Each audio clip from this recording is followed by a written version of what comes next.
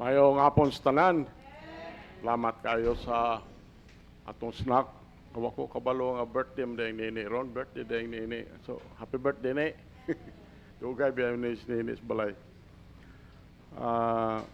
Nagpadayon atong paghatag og trucks.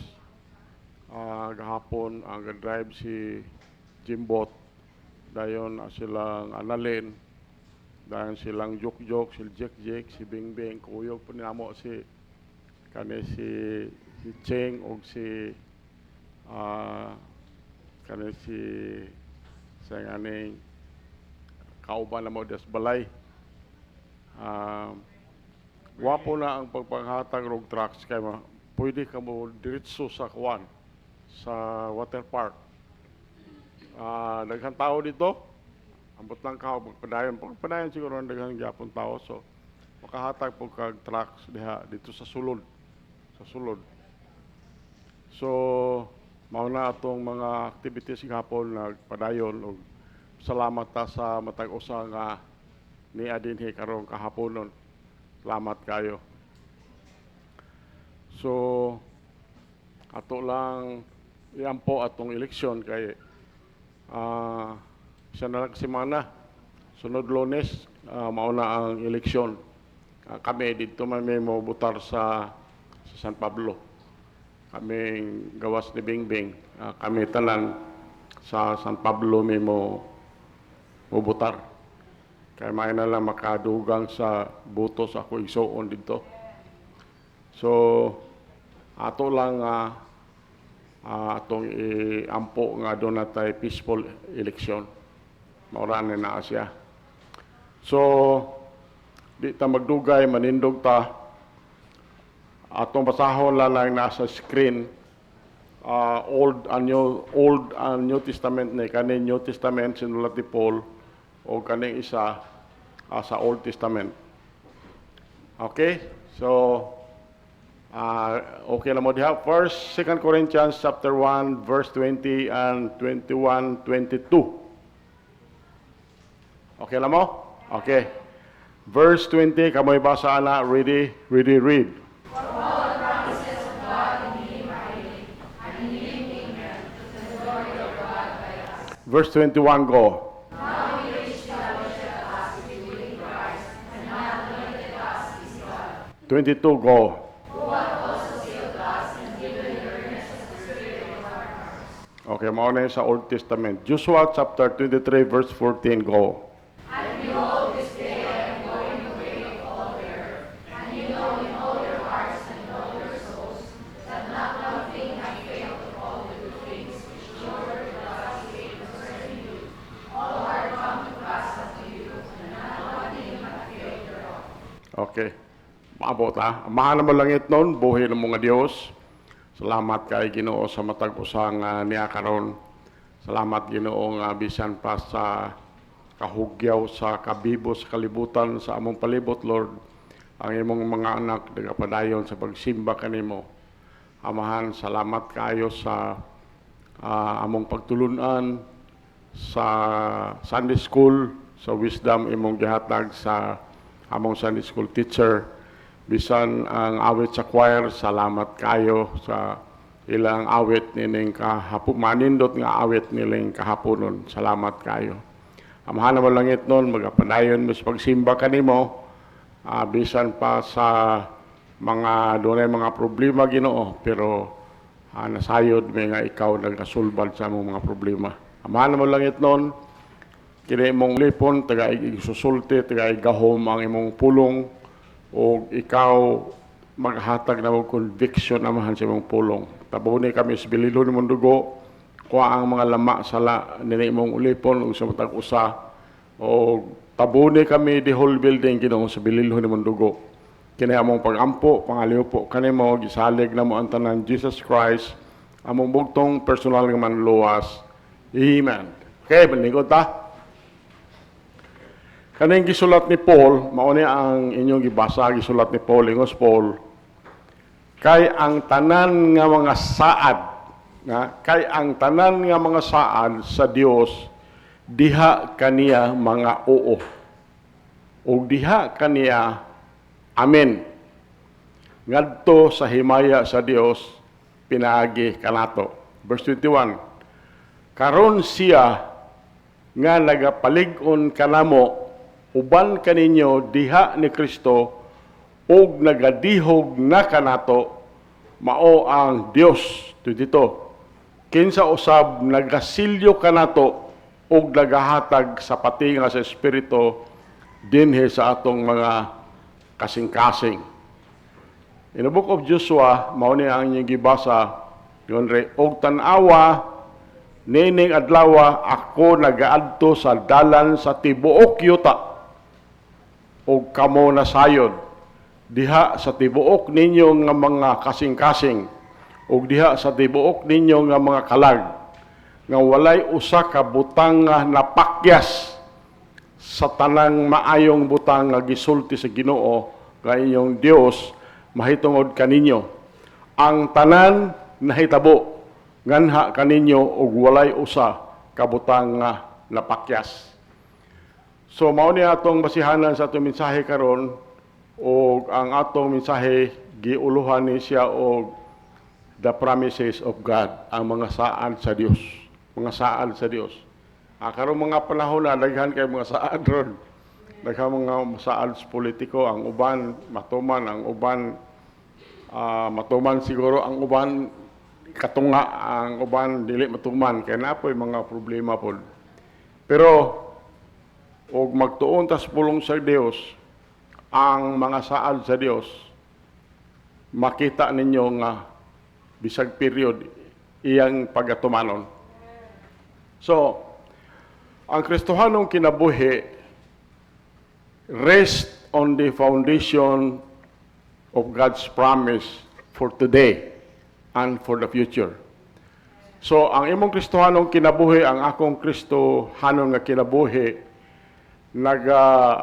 nagabase na sa pundasyon sa mga saad sa Dios karon o ang iyang saad for the future. So, kita tanan makasalig ta nga ang tanan nga ang atong langit ng amahan iyahang gisulti matuman na because His word kani nga pulong niya nagpadayag niya nga mauni number one, truthful. Ang atong Dios truthful. So ang atong Ginoo nahibalo siya unsay tinuod o nagsulti siya honestly in all matters. Therefore, we can be assured of this. Makasiguro ta nga tungod kay siya balaan, wala siya'y sala ang atong Dios. Ang atong Dios nahibalo sa unsay atong hunahuna, unsay imong hunahuna, o nakasabot siya sa tanan. Kasabot siya sa tanan, walay dili niya masabtan. Atong basahon ni Hebrews 4:12 to 13. Kamay basa ng verse 12. Ready read.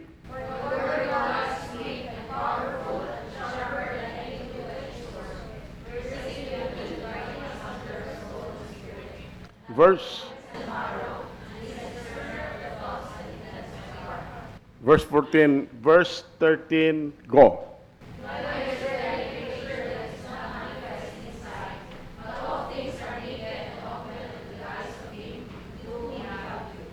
So, mao ni isulti ni Paul, yun din eh.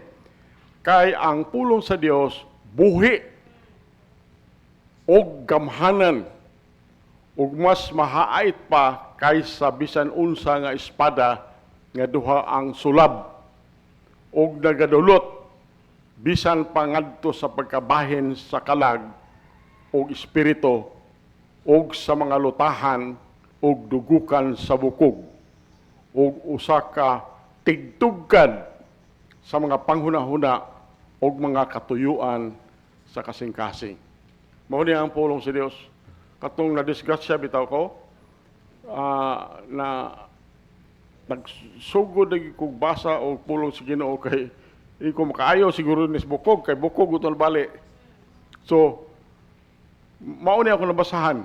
Ngunit kay ang pulong sa Dios buhi o gamhanan o mas mahait pa kaysa bisan unsa nga espada nga duhang sulab nga nagadulot bisan pangadto sa pagkabahin sa kalag og espiritu og sa mga lutahan og dugukan sa bukog og usa ka tigtugad sa mga pangunahuna sa mga katuyuan sa kasing-kasing. Verse 13 ingon diri, ni adunay bisan unsa nga minugna nga dili dayag sa iyang pananaw. You see? Ni adunay bisan unsa nga minugna nga dili dayag sa iyang pananaw. Apan ang tanang mga butang dayag o inablihan ngadto sa mga mata niya sa kang kinsa kita adunay tulubagon. Muna nga tumingon ta nga God is omniscient. Nakasabot siya sa tanan. O kaning iyang mga saad, gibasi ni sa iyahang infinite knowledge and truthfulness. Muna ang iyang mga saad. So, mauni siguro atong barugan, kung mabasa kag Bible, kung mauni ang saad, huna-hunaan na lang iyan ang pagabuhaton. So, padayon lang aning anat tong mensahe, ani niya, mahibalaan mo ang mga saad sa Dios. Number 2, faithful. Ang atong Dios, faithful. Ang pulong sa Dios, gi-compare nila ni ang atong Ginoo sama sa magbalantes karnero nga iyahang tapukon ang iyang mga karnero sa iyang mga bukton o bisan pa iyahaning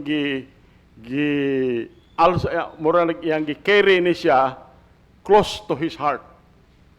Mauna ang scripture gi-compare niya ang atong Dios. Ato lang basahon ni dire sa Isaiah 40:11. So, unsa iyahang plano alang kanato, he will bring to fruition. Unsa iyang plano dire kanato, matuman gyud na. Matuman gyud na. Philippians 1:6. So, kaning atong langit ng amahan, dili ni mo waver sa iyang intention diha kanimo og sa iyang will diha sa matag usa. Alawon na to, basahon na to niya siya. Isaiah chapter 40 verse 11. Kamay basa ng Isaiah 40 verse 11. Read. He shall feed his flock like a shepherd. He shall gather the lambs in his arm, and carry them in his bosom, and shall gently lead those that are with young. Philippians chapter 1 verse 6. Go. Being confident of this very thing, that he which hath begun a good work in you will perform it until the day of Jesus Christ. Naman ingon ni Isaiah yung siya magapasibsib sa iyang panon sama sa usa ka magbalantes karnero. Kita nga mga anak sa Dios, kita na yung mga karnero. Siya magapasibsib sa iyang panon sama sa usa ka magbalantes karnero. Iyang tigumon ang mga nating karnero diha sa iyang bukton o kuguson sila diha sa iyang dughan o sa pagkamapaunguron mag-aanak siya ni adtong adunay magagmay pa. Verse 6 ingon diri sa Philippians 1:6 ingon diri, ingon nga masaligon mahitungod niini gayod nga butang nga siya nga nagasugod na sa usa ka maayong buhat diha kaninyo muhimo niini hangtod sa adlaw ni Hesukristo. So mao ni ang atong Dios. Mao ni ang atong Dios. So ang ato lang mahibalota nga ang atong Dios faithful na siya diha kanimo, faithful na siya sa mga saad sa iyang mga anak o kanang iyang faithfulness hangtod na sa kahangturan. Hangtod kuhaon ta sa Ginoo in a rapture. Number 3, loving. God is loving. So, ang gugma sa Dios, diri ka nato, iyahan ang napadayag dito sa cross. Dito sa cross. Katubang pastor nga akong diha ko gatuon sa iyang mga wali diha sa YouTube. He's a fundamental Baptist pastor. Tuas siya karon sa Israel kay didto siya adtong giinamatay si Jesus Christ, asa si Jesus Christ gilansang sa cross, then asa siya ning agi, asa siya gilubong. Ikuninduta dahil ni agmadto pa sa Israel, no? Kay matumban gyud nimo ang tugit diin gatulob si Jesus Christ. So, ang gugma sa Dios, balikon nako, alang kanimog, alang kanako, gidemonstrate na niya dito sa cross. Ang atong amahan, gipadala niya ang iyang bugtong anak, pagpakamatay dito, pinaagi sa crucifixion. And thereby, ang gihimo niya is, gikuha niya ang punishment for our sins, iyang gikuha, kita untay ipanis, ako untay ipanis, kamo untay ipanis, pero iya hatong gipasan tong punishment of sin dito sa cross. Now, si Jesus Christ experienced God's wrath. Si Jesus Christ nag-experience siya kapungot sa Ginoo against inequity, against our sin, so we might know only His love. This is the ultimate proof of His devotion to us. Mao na ang gihimo sa Ginoo dito sa cross tungod na sa iyang gugma sa iyang creation. So, ingon dito sa verse nga common kay nga verse dito sa Biblia, dito sa pulong sa Dios, John 3:16, kamuragoy recite na. John 3:16, ready recite.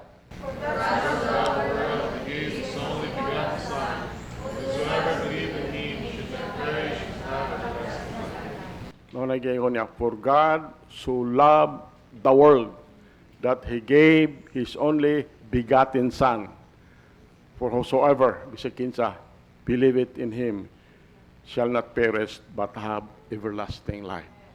So, kana nga bersikulo landaan, og nalayo ka sa Ginoo, then imo nang i-recite, kilakyo ka, kay mauna ang atong Dios. Our God is a loving God. Number 4, all powerful. All powerful. Basahon lang nato daan ng Jeremiah 23:14. Jeremiah 23:14. Kamoy basa ana. Ready, read.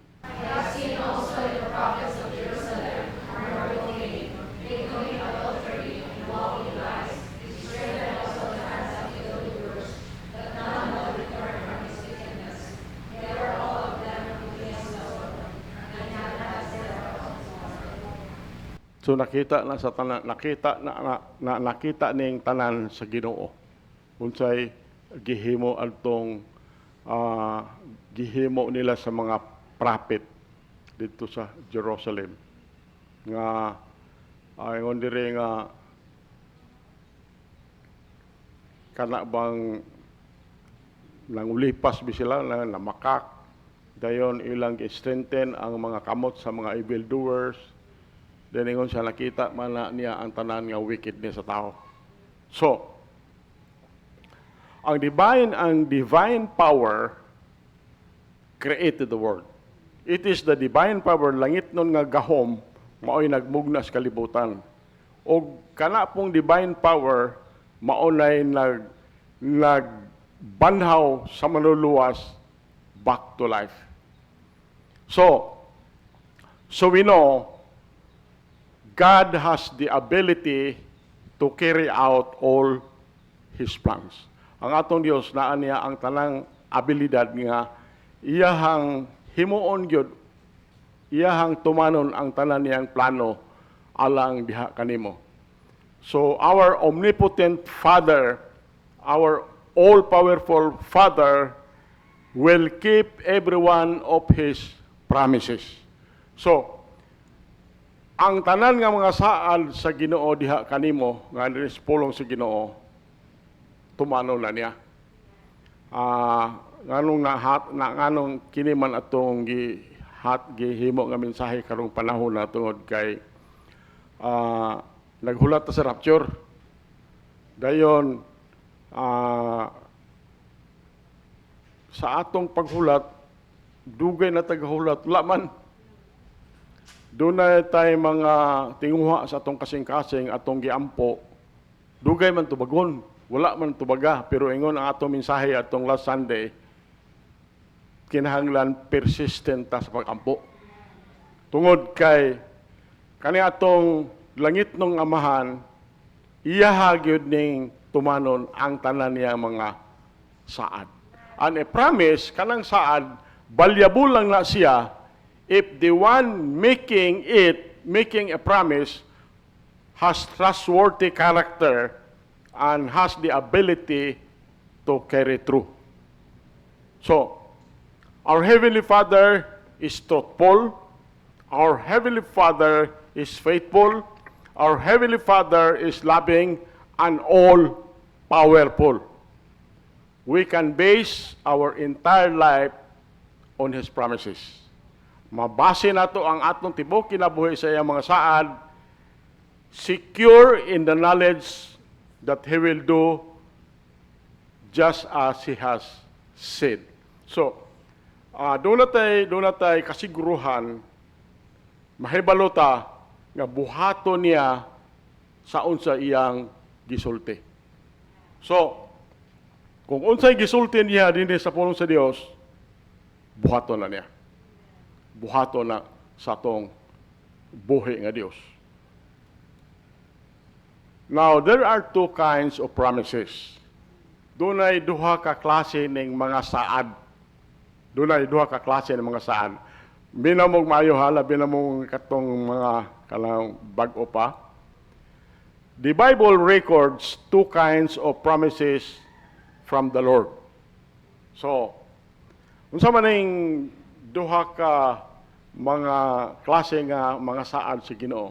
Ang usa ani unconditional, walay kondisyon. Ang isa ani conditional. Mo siya. So ako lang i-illustrate lang ninyo.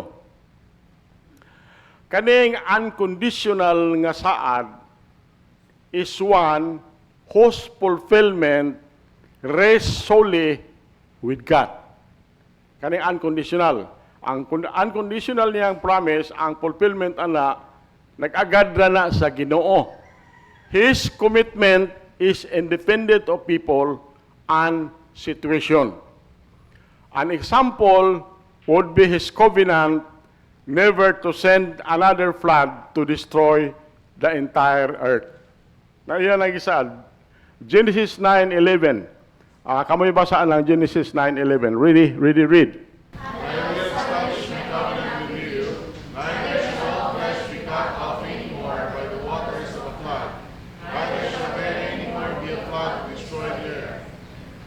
Ingon ang Ginoo, ug ako motukod sa akong pakigsaad uban kanimo. Ni ang tanang unod mamatay pa pinaagi sa mga tubig sa usa ka baha. Ni aduna pay usa ka baha aron sa paglaglag sa yuta. Katong flood nga kaning flood nga atong gihisgutan dinhi, katog yung yuta nga gilunupan ang tibuok kalibutan.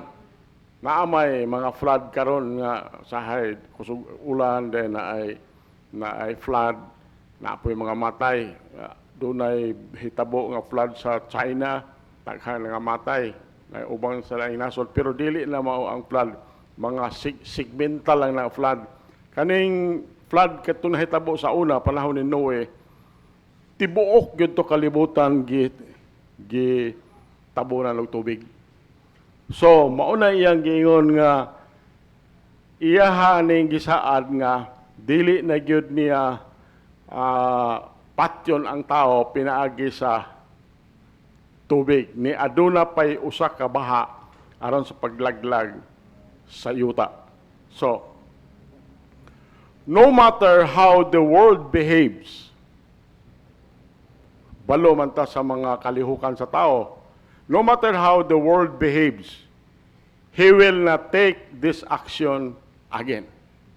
Bisan pag unsay buhaton sa tao karon, nakita man nato ang mga kalapasan sa tao, bisan kanang pagtulunan sa dako kayong simbahan sa tibuok kalibutan, that is a church nga nagsubay sa pagan practice atong istadihan sa atong Sunday school. Ug ikaw Ginoo siguro ana dili gyud ka malipay. Pero no matter how the world behaves, dili na gyud niya palumutan i-flood ang tibuok kalibutan nga mamatay ang tao pinaagi sa flood, because that is his promise. Iya na saad. So, unconditional nga mga promises. Okay, so the second type of divine promises is conditional. Conditional, ha? Sa laing pulong, the Lord is willing to act under certain circumstances. It often written as an if. Dili sa Biblia, mabasa kanimo nga na if, na then, kana na ang promise, conditional na siya. Conditional. Kung na if-then statement na involves our cooperation, that is conditional. So atong tanaw ni kaning tulo lang atong ihatag, ha. Tulo ka conditional promises involving salvation, involving forgiveness and wisdom. Ato ning basahon ang example ani niya. Number 1. Kaning Romans 10:9. Romans 10:9 tells us that salvation is promised to those who confess with their mouth and believe in their heart that Jesus is Lord. We are saved when we genuinely trust in the Savior. So, sa Romans 10:9, ingon diri, unahon, believe in their heart. Yung siya din, i-confess nimo na. So, tanawa, kamoy basa ang Romans 10:9, kamoy basa, ready, read. Thou shalt confess with thy mouth the Lord Jesus, and shalt believe in thine heart that God hath raised him from the dead, thou shalt be saved. Thank you. So, ingon rin, nga kung imong isugid, pinagi sa imong baba ang Ginoong Hesus, ug magatuo diha sa imong kasing-kasing nga ang Dios mibanhaw kaniya gikan sa mga patay, ikaw maluwas. So, mao nay kondisyonal. Kato pa, mutuo ka. Ingon din sa Bible, isulti nimo ang imong pagtuo. Munang ato pangutanon, sunod nako sa akong pagampo, huna-hunaa nga imo ning prayer na nasa. Dayon isulti nila silang baba nga dawaton nila kinasing-kasing si Jesus Christ. Tungod sa ilang pagtuo nga kinasing-kasing. Kung imo lang buhaton ingon pulong sa Ginoo, maluwas ka. Munay kondisyonal. So, mo lang nagsugod na andre that if kon sa Binisaya, that if. So ingon na ang salvation. So ang kaluwasan, mutuo ka kinasing-kasing ni Jesus Christ, mutuo ka sa dugo ni Jesus Christ nga gisulti ni siya ang gospel. Dayon ingon din sa Romans 10, isulti ni sa imong baba, then maluwas ka. Conditional na siya. Meaning, naay imong cooperation. Arita diri sa kaning pagpasaylo na. Ikaduha, if we come to the Lord with sincere confession of sin, we have the assurance of divine forgiveness and cleansing. Mabasa na ito na 1 John 1:9. So, the Lord's fulfillment of this vow depends upon our obedient action. Okay. 1 John 1:9. Kamoy basa ang 1 John 1:9. Ready? Read. If we confess our sins, He is faithful and just to forgive us our sins, and cleanse us from all unrighteousness. Muna ikaduha. Ikaduha nga kondisyonal. Sa to pa, kani bang grasya sa Ginoo nato labi na diri nato nga mga believer, ikaw nga believer. Kung makasala ta, ingon din i-confess lang nato. If we confess our sins, He is faithful and just to forgive us our sins. Sa to pa, isulti lang nato atong sala sa Ginoo. Ingon ang pulong sa Dios sa iloon ta. Now, so maunin niya siya, kung di mo i-confess ang imo mga sala, dili pod ka mapasaylo. So, ingon ana rani ka simple ning bahin sa forgiveness and cleansing. Kana ingon if we confess our sins, He is faithful and just to forgive us our sins and to cleanse us. Unsa may ihinlo sa Ginoo nato. Ingon man dito to cleanse us. Tato pa hinloan ta. Ang ihinlo niya kadto ra pod ang iyang dugo nga gipaaga sa cross. So katong dugo nga atong gituhuan, dugo ni Jesus Christ gipaaga sa cross, masave ta kadto ra pong dugo mo'y muhugas sa atong sala. Moingon dito, and to cleanse us from all unrighteousness. So that is the second. Ano siya? So, kung nata, dili man malikayan ng makalapas ta sa atong Ginoo, then we confess. We confess. Ingon na, isulti na to. Sa iloon ta. Sa iloon ta si Ginoo. So, mauna ang bahin sa forgiveness na anay participation nato. Number 3. James chapter 1, 5-6. Instruct us to ask God for wisdom without doubting that we will receive it. If we approach the Lord with faith, then He will give us understanding. You see? Muna katulo. So, atong pasahon niya siya. Okay. James chapter 1 verse 5. Kamoy basa na. Ready, read.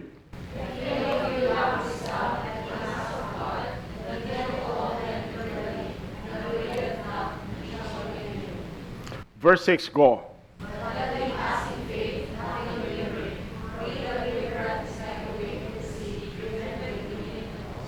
So, mao na giingon ni James, ingon siya, kung si bisan kinsa kaninyo, nagkulang sa kaalam, kulang sa kaalam, papangayoa siya sa Dios.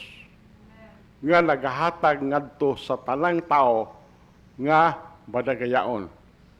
Ug wala nagatamay, ug kini igahatag kaniya. Verse 6. Apan papangayoa siya nga may pagtuo. Papangayoa siya nga may pagtuo sa walay pagduha-duha.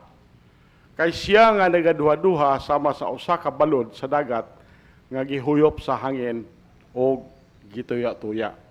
So mao na ang illustration, balo man ka sa balod kung ang hangin gikan sa silangan paingon po dito sa south. Kung gikan sa north, sa west, kung gikan sa north paingon po sa south. Ingon ana, kung bali na pong hangin, bali pong balod. Ingon ana ang illustration niya. Balik ko na kapag basa ha. Apan, papangayoa siya nga may pagtuo. Sa walay pagduha-duha. Muna ang wisdom. Kay siya nga nagaduha-duha sama sa usa ka balod sa dagat nga gihuyop sa hangin o gituya-tuya. Mo siguro ni ang last slides. Mao na ang conclusion sa itong mensahe. God will do exactly what He has promised. But He requires our obedient cooperation before fulfilling His conditional pledges. To receive the blessing, we must satisfy the conditions He has set. If you are waiting for the Lord to fulfill His promise, check to be sure you are carrying out your part. Mauna ang conclusion sa itong mensahe. Manindog ta mga apo ta. Mahal mo langit nun, buhay ng mga Diyos. Salamat sa imong mensahe. Salamat, Amahan, nga ikaw, God, mutuman sa imong mga saad, Lord.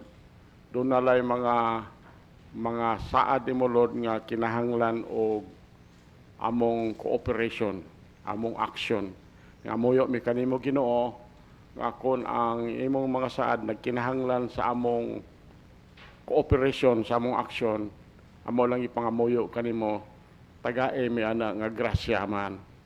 Tagae mi ana nga grasya nga makahimo mi sa angay naman pagabuhaton. Amahan ako lang ito na among ipangamuyo kanimo nini nga kahaponon at tagaig pagtagad ang mga tinguha sa kasing-kasing sa imong mga anak, Amahan. Kung hangyoon ang matag usa, you can sit it down there, you can kneel, you can come to the altar. Paki-istorya sa Ginoo, doon na siguro may mga hangyo sa Ginoo, ang atong Ginoo, dako kayo ang atong Dios. Dato ang atong Dios. O i-claim ng iyang promise, kung unsa iyang promise, i-claim na this afternoon. Amahan na mo lang nun, buhay ng mga Diyos. Nene nga kahaponon, Amahan, salamat kay Ginoo sa among nga gitagaan minimog higayon, Lord, nga makaduol sa imong trono sa grasya. Salamat sa imong mga anak nga inian ining kahaponon, Amahan. O wala ko kahibalo, Ginoo, unsay ilang tinguha sa ilang kasing-kasing. Apan ikaw, doon ay mga saad diri ka namo, Amahan, nga kami nasayod nga ikaw magatuman gayon. O isip imong ipiyalan din hinini nga church, Amahan, nga moyo ko kanimo nga ikaw nga among Dios labing gamhanan magpanalangin sa matag usa ug magbantay sa matag usa. Kaduha, Amahan, ikaw nga Dios, the entire universe, omniscient God, omnipotent God, omnipresent God, maghimo sa imong naong nga magsidlak nga na sa matag usa ug magmadagayaon sa grasya nga na sa matag usa. Katulo, Amahan, ikaw nga among Ginoo, among gipangamuyo kanimo, magmaya ang imong panagway nga sa matag usa ug muhatag sa matag usa og kalinaw. Ning katapusan mga adlaw, Amahan, among ipangamuyo kanimo Ginoo, lig-una among pagtuo diha kanimo, Amahan, ug tagaay may kasing-kasing nga kadunay gyud maghulat, Ginoo, sa imong pagkuha kanamo in rapture. Mahal mo langit nun, kini among pagampo, pangaliupo kanimo. Ang tanan ini amo nang gisalig sa mahal nga ngalan ni Jesus Christ, among bugtong personal nga manluwas. Amen. Okay? Linog ta. Okay, once again, salamat kay Pasensya sa Matagusa. Amen. Ugal lang sa pagtapos, ako ngayon na Matagusa, manindog ta. For last song, we're going to sing Victory in Jesus. Okay, first stanza. Ready, sing. I heard an old story, how a Savior came from glory, how He gave His life on Calvary to save a wretch like me. I heard about His groanings, of His precious blood's atoning. Then I repented of my sins and won the victory. Oh, victory in Jesus, my Savior forever.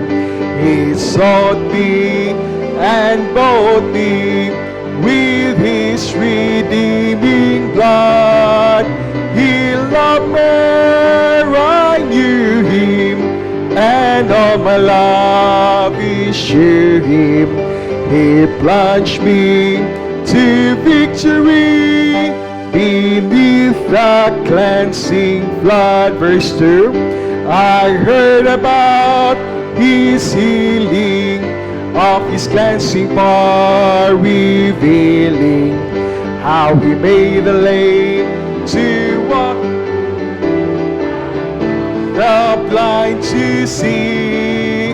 And then I cried, dear Jesus, come and heal my broken spirit. And somehow Jesus came and brought to me the victory.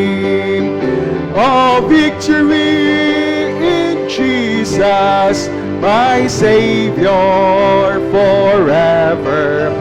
He sought me and bought me with his redeeming blood. He loved me, I knew him, and all my love is to him. He plunged me to victory beneath the cleansing flood. Last verse. I heard about a mansion he has built for me in glory, and I heard about the streets of gold beyond the crystal sea, about the angels singing and the old redemption soaring. And some sweet day I'll sing out there the song of victory. Oh, victory in Jesus, my Savior forever. He sought me and bought me with his redeeming blood. He loved me, I knew. All my life is to him. He plunged me to victory beneath the cleansing flood. Amen. Once again, daghang kayong salamat sa presensya sa Matagusay. Amen. And don't forget, every Wednesday na tayo service today will start at around 7 p.m. Amen. And let us continue to pray alang sa tumakauban nga wala diri karon. Amen. Let us continue for those labi na nga na mga buluhaton. Amen. O karon nato idukot ang mga ulo magamputa. Buhi balaan nga Dios makagagahom sa tanan. Tag-iya sa langit o sa yuta Dios nga balaan. Heavenly Father, salamat Lord sa imong mensahe karong kahaponon. Nasayod mi Lord nga wala kay laing tumong Lord kung dili i-bless nimo imong mga anak. Pananalanginan nimo sila mahan. Among ginapangamuyo kanimo Lord. Hatagi pod mi og kasing-kasing Lord nga obedient nga kasing-kasing. We are praying Heavenly Father na ang amo ang huna-huna Lord o kasing-kasing mahiuyon unta sa imong kabubuton o God. And samtang kami Lord magabulag-bulag, magapamauli karong kahaponon. We are praying Lord for your divine protection nga igahatag nimo sa matag usa. Paabta kami safely sa matag sa kapanimalay Lord. Ug kun na may mga Kristohanan karon amahan nga magabiyahe karong mga simanaha, among gina-pray Lord nga imong protection magauban kanila. We are also praying Heavenly Father alang sa mga naibalatian na tagi sila kahimpit silang panluwas. We are praying Lord for mayong amahan nga maulian Lord ang iyahang sakit sa iyahang dalunggan o God. We are also praying Heavenly Father for an honest and safe election o God. Lord God, this we ask in the mighty name of Jesus. Amen.